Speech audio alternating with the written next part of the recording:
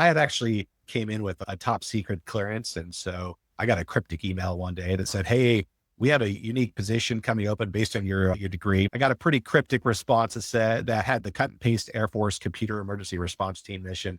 And they said, "But it's not exactly in the AF cert. So submit a resume if you're interested." Went ahead and submitted a resume, got accepted, and helped stand up one of the first offensive cyber units for the Air Force. Spent a few years there, got some phenomenal training, went up to NSA, to the National Security Agency.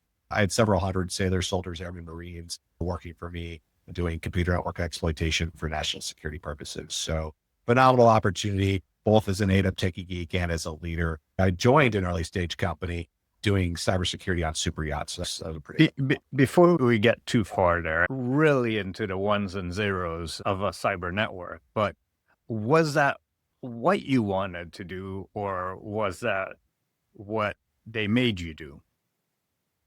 And in cybersecurity, if you are not continuously learning, if you're not engaging directly and deliberately to be aware of what is the latest in tradecraft and techniques, you get left behind because always be learning.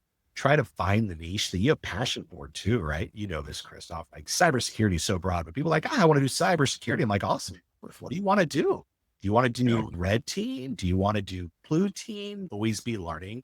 Certifications are a good opportunity to get a deeper knowledge into something. And I have a handful of certifications, some I've let lapse, at least 3 that I keep current, but everything from CISSP, which as we talk about is an inch deep and a mile wide. But from a manager perspective, it's a good broad certification.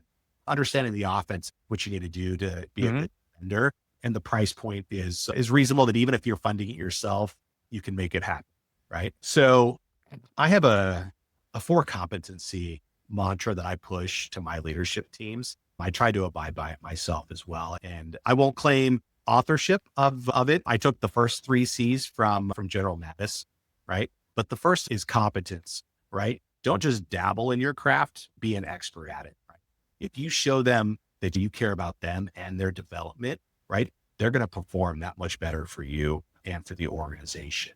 Conviction is the 3rd C, which is setting your standards and stick to them, and set expectations and hold people accountable. None of us are perfect. All of us have room to improve, and feedback is absolutely necessary. Bad news doesn't get better with age. Jobs that used to take manual work, multiple people, days to do, right? We can do in minutes if we've leveraged AI smartly, right? Nobody knew what a prompt engineer was years ago, right? But now we do, right? And from that perspective, I'm not fearful. I'm actually very optimistic on how do we do it. At the same time, I'm not just wholeheartedly saying, oh, we're just going to automate that job. We're going to automate that job, because the way a lot of these AI agents and work today, it's like putting an eager 14-year-old intern in that role, right? I think a lot of people have jumped in without thinking through the security implications or ramifications, right? If it's core financial data for your organization, does the AI model need it, right? If it's a answer bot and support, absolutely not, right? If it's a free product, then you are the product, right? They advertise something like 300,000 open positions in cybersecurity, but if you talk to recent college grads, they can't find any of them. They need 3 to 5 years experience. And I'm like, hey, bro, that's not an entry level position, right? And then how do we develop them up, right? How do we help folks achieve their long-term objectives? Maybe they want to be in the SOC, right, and grow through all the tiers. Awesome. Maybe they want to become a threat hunter. Awesome. I think as an industry, we have to be very deliberate about bringing in entry-level folks that are, no kidding, entry-level,